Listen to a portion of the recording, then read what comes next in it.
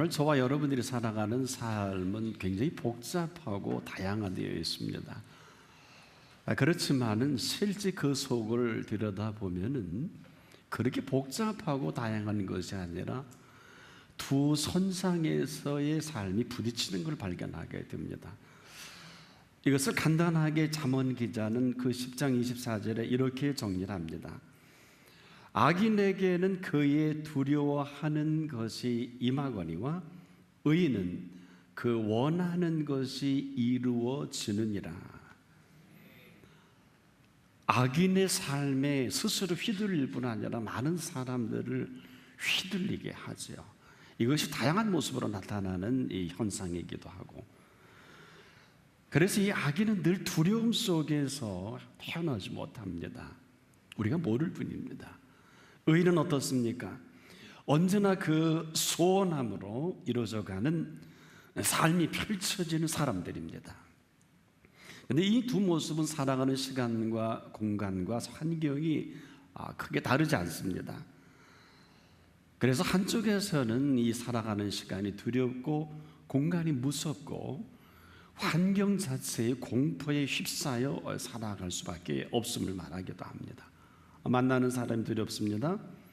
하는 일이 겁이 납니다. 생각조차 하기 싫어지기도 합니다. 본래 이런 사람들은 아니었습니다.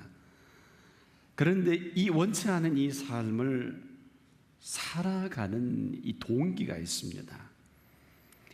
바로 원래 원하던 삶이 아니라 원치 않냐던 이 삶 속에 우리가 굳어져 버린 시간들이다. 한마디로 이것을 요약하면 두려움에 살아가는 사람인데, 이후에도 세상에 두려움이 얼마나 많이 있겠습니까마는, 그럼에도 불구하고 내가 아직 여전히 살아있고 내가 아직 끝난 인생이 아니라면 이 두려움은 별게 아닙니다. 물리쳐 버리면 됩니다.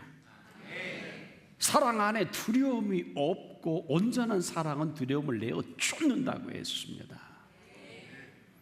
그래서 오늘도 굉장히 우리에게는 중요한 시간입니다.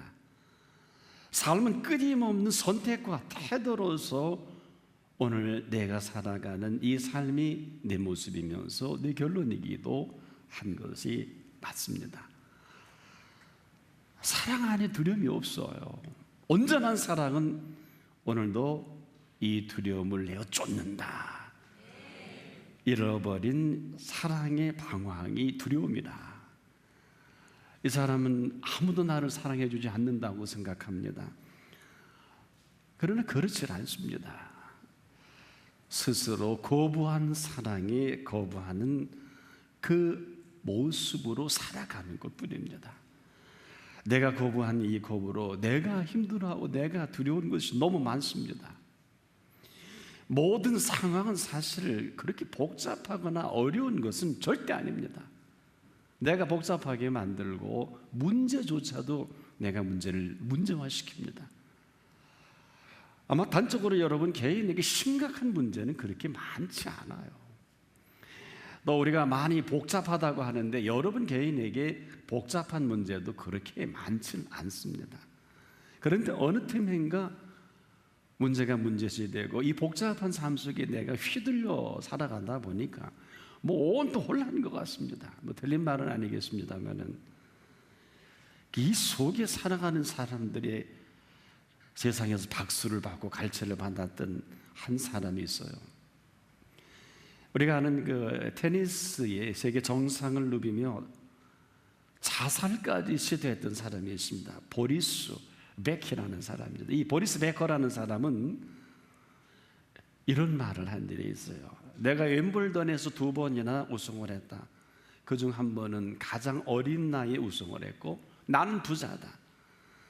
필요로 하는 모든 물질을 소유했고 그렇지만 나는 매우 불행했다.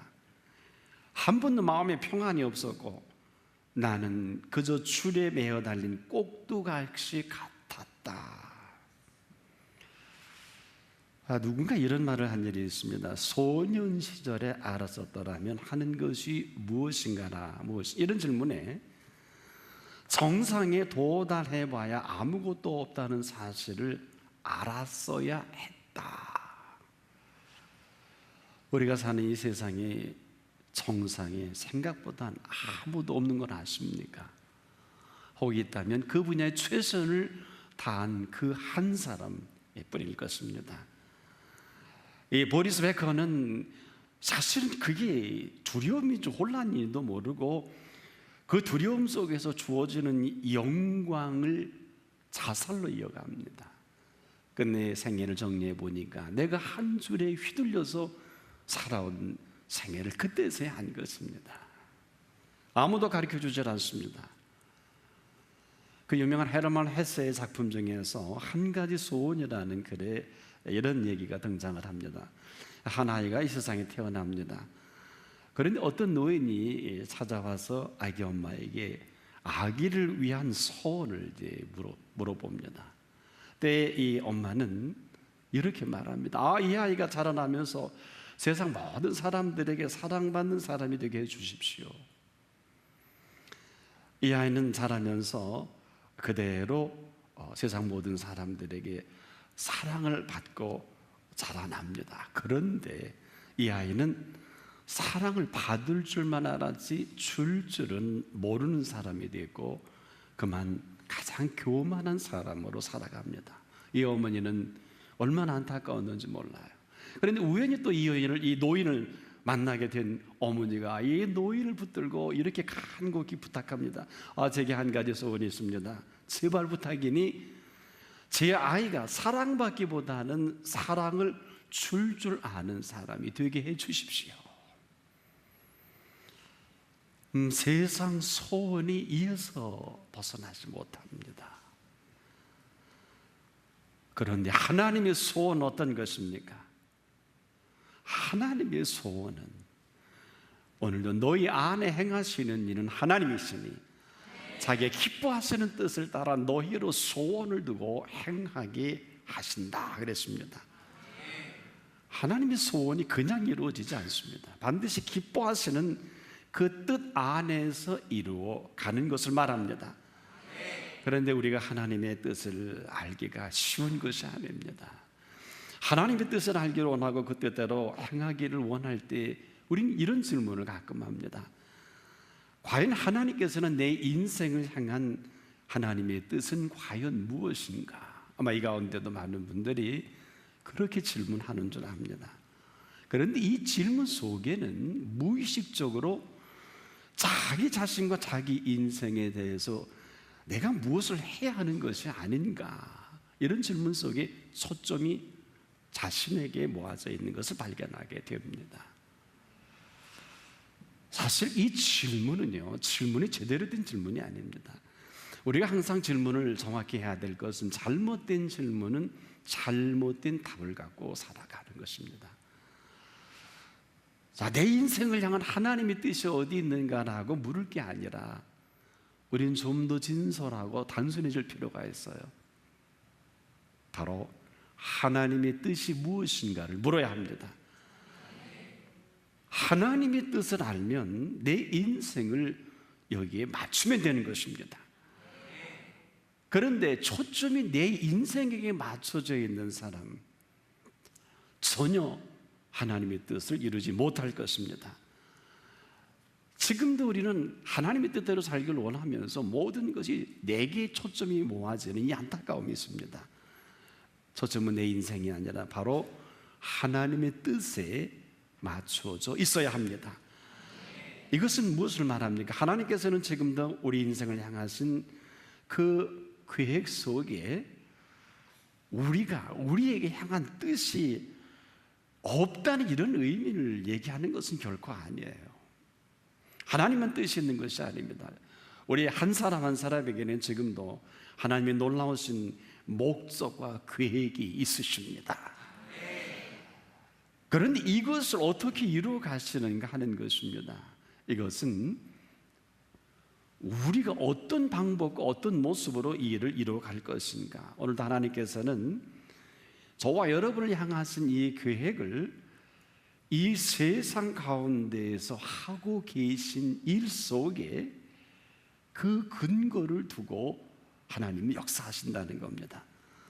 즉 바꿔 말씀을 드리면은 하나님이 우리 속에 행하시는 그 모든 일에 우리가 휘말려 들어오기를 원하신다는 거예요. 그래서 우리가 그분이 지금 무슨 일을 하고 계시는가를 우리가 정확히 간파할 수 있다고 하면 내가 해야 될 반응이 어떤 것인가를 제대로 알게 되는 것이죠. 하나님의 사람 드와이트 무디가 이런 얘기를 한 일이 있어요. 기도는 내 필요에 의해서 하나님을 내 편으로 만드는 것이 아니라 하나님의 뜻에 나를 조절해서 맞추는 것이다. 무슨 얘기일까요? 우리의 소원이 아니라 속해 있는 소원이어야 합니다. 바로 저와 여러분 하나님의 나라에 속해 있습니다. 뿐만 아니라 이 속해 있는 이 한 사람 한 사람에게는 반드시 속해 있는 이유 하나로 펼쳐가실 세계가 있습니다. 이것을 우리는 하나님의 소망이라고 합니다. 바로 그 소망 안에 하나님의 뜻이 감추어져 있는 것입니다. 그래서 하나님은 지금도 끊임없이 그 소망을 이루시기 위해서 우리 모두에게 하나님을 기쁘시게 하는 자를 찾고 계신단 말이에요. 하나님을 기쁘시게 할 자가 누굽니까? 믿음이 없이는 기쁘시게 못하나니. 믿음으로 하나님을 기쁘시게 할 그때 하나님께서는 우리에게 엄청난 일을 나타내 보이시는 것이 하나님의 소원이면서 하나님의 소망입니다. 그래서 너희 안에 행하시는 일은 하나님이시라고 했고 자기의 기뻐하시는 뜻을 따라서 믿음 있는 그 하나님을 기쁘게 하시는 그 사람 속에 나타나는 한 현상이다. 그래서 우리는 믿을 때 그냥 믿는 것이 아닙니다. 반드시 믿으면 그 믿음의 실체가 우리 가운데 드러나게 되어 있습니다. 근데 우리 하나 조심해야 될 것이 있어요. 우리가 살아가는 이 세계는 믿음으로 살아가는 세계가 아니에요. 믿음으로 살아가는 세계가 아니라 믿음으로 말미암아 펼쳐져가는 세계입니다. 이건 뜻이 전혀 다른 것입니다. 믿음으로 살아가려고 하면 내가 해야 돼요. 그러나 믿음으로 말미암아 살아가는 것은 하나님이 친히 개입해 주셔서 우리 가운데 뜻을 이루어가는 것을 말합니다. 바로 하나님이 기뻐하시는 이 한 가지 사실이 우리 속에 강렬한 소원을 불러일으킨다는 것입니다. 그래서 여러분이 믿을 때 아무 감각과 감동이 없으면 이건 굉장히 심각한 것입니다. 어느 목사님이 재밌는 간증을 해요. 결혼 전이었다고 합니다. 애인이 있었는데 애인과 데이트 약속에 잡혀져 있었던가 봐요. 그런데 할머니께서 얘야 오늘 설거지가 너무 많으니까 나를 좀 도와주지 않겠냐.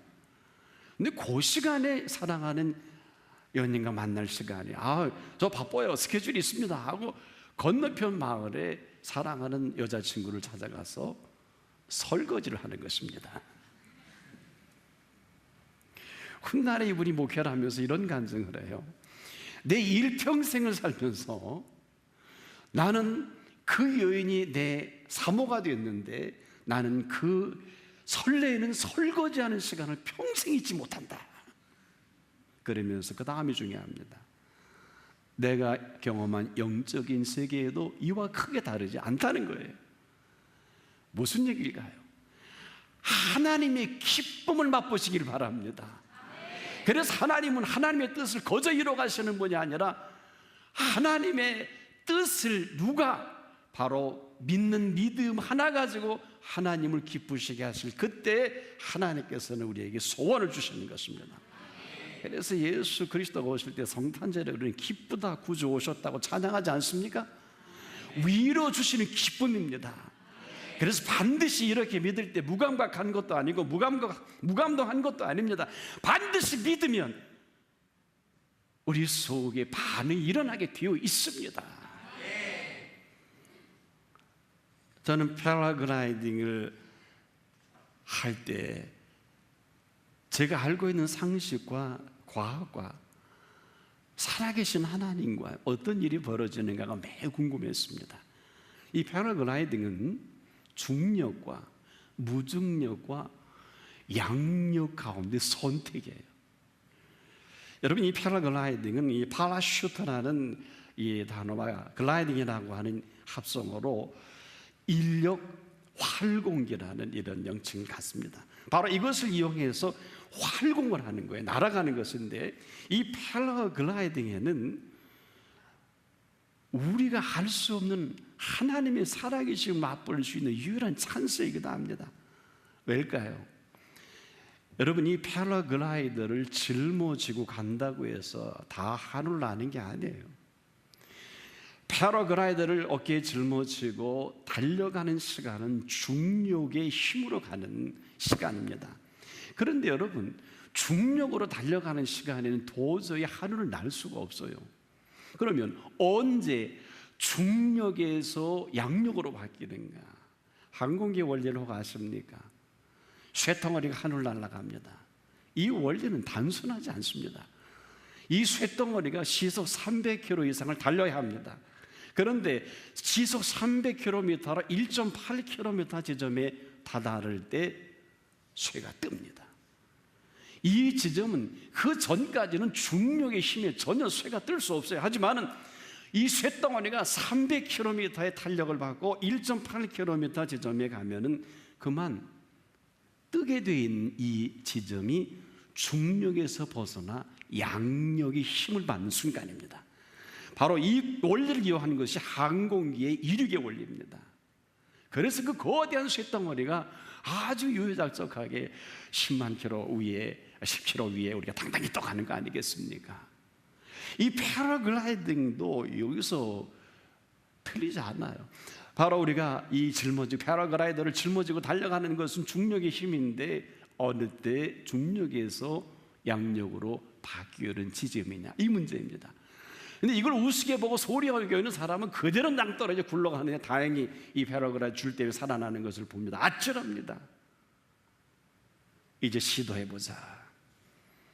내 의지를 갖고 이 패러글라이더를 짊어지고 달려가는 시간은 내 의지입니다만은, 어느 지점에 달려가면서 내 발이 중력을 의지하는 땅에서 떨어지는 그 순간, 패러글라이더 속에는 양력의 힘을 받을 수 있는 유일한 내 체중입니다.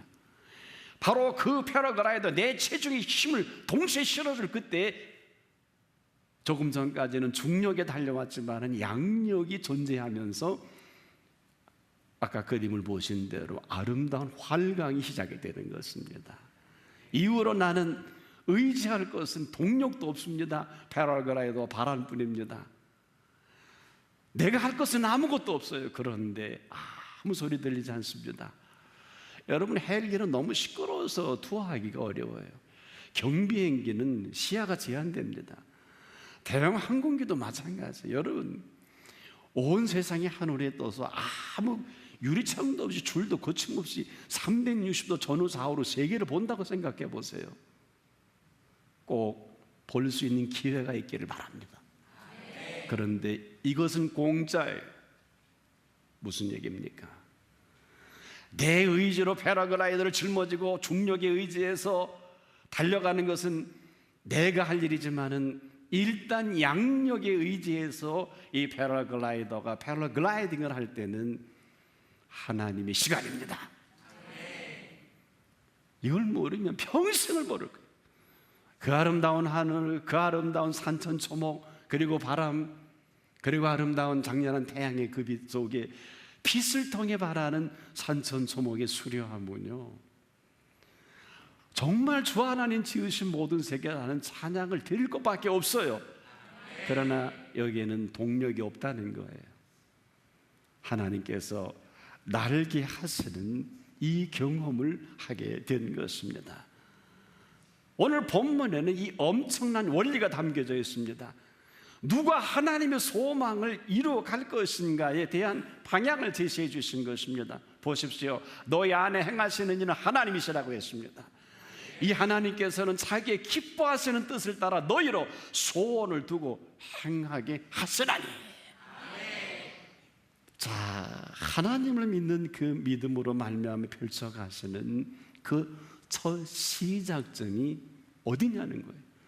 우리가 중력에 의해서 직립인간으로 가겠는데, 어느 지점에 다다라서 이 직립인간이 아니라 하늘을 난다고 생각을 해보십시오. 이 중력의 힘 가지고는 땅에 떨어져야지만 양력은 중력을 이겨내는 힘입니다.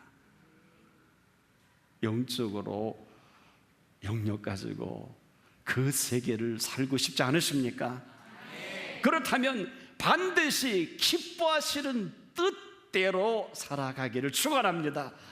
그래서 우리가 믿을 때 아무 감격이나 감동이 없이 어제가 오늘 같고 오늘이 내일 같고 그저 그런 사람이라면 이것은 죄송하지만 중력에 의지해서 상황이 휘둘릴 수밖에 없어요. 본인이 어렵게 만듭니다. 혼란의 주범입니다. 내가 다 만들어 놓은 것 같고 내가 어려움을 당합니다. 그렇지 않을까요?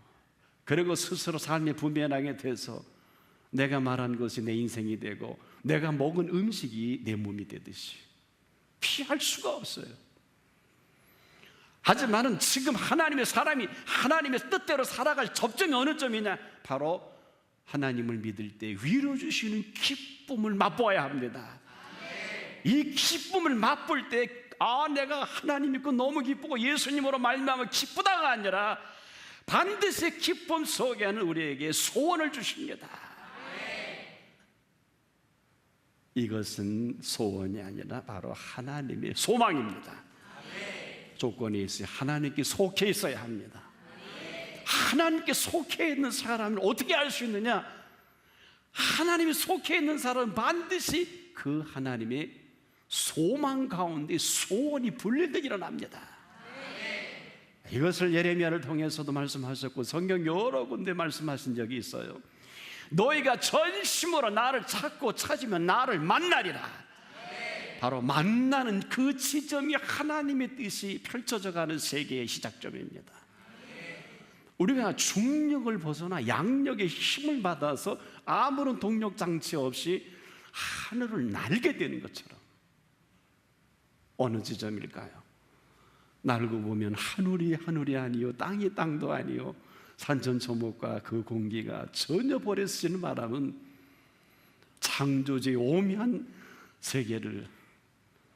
그래서 요즘에도 아시는 대로 히말라야 등정하는 사람들이 패러글라이딩 하는 그림을 본 일이 있습니까? 저는 기회가 되면 한번 해보고 싶어요. 왜? 하나님이 펼쳐놓은 세계를 패러글라이딩이라는 이런 흐름이 아니면 정확히 간파하기 힘들어요. 너무 속력이 빨라요. 너무 시끄러워요. 너무 제한적이에요. 오늘도 하나님께서는 저와 여러분 이렇게 살아가기를 원치 아니하십니다. 하나님의 사람들이 무능하고 힘이 없는 것은 우리 생각입니다. 이렇게 어렵고 되는 노릇이 없고 다 모두 내 생각입니다. 그러나 생각의 틀만 바꾸면 쉽습니다. 내 생각은 내 생각과 다르고 내 길은 내 길과 다르다고 했습니다. 하늘이 땅보다 높은 같이 내 생각은 내 생각보다 높고 내 길은 내 길보다 높으니라. 믿음으로 말미암아 살아가는 세계가 열려져야 합니다. 조지 트루엣이라는 사람이 대단히 아름다운 논리를 정리합니다. 인간이 가질 수 있는 가장 위대한 지식은 하나님의 뜻을 아는 것이요, 인간이 행할 수 있는 가장 위대한 업적은 하나님의 뜻을 행하는 것이다. 오늘 그렇게 살아가는 여러분이기를 축복합니다. 오늘 사세요. 지금까지 우리가 살았던 삶은 삶이 아닐 것입니다. 죽을 맛입니다. 힘이 듭니다. 어려운 일이 한두 가지가 아니에요. 경제적 논리는 2008년 9월 중순 레이먼 브라더스 파산 이후로 전 세계가 회복될 기미를 보이지 않습니다. 이것은 인간의 논리입니다. 하나님의 경제학은 이삭에게도 한 해 100배의 복을 약속을 하셨습니다. 무엇을 먹을까 마실까 염려하지 마라. 무엇이 입을까도 염려하지 마라.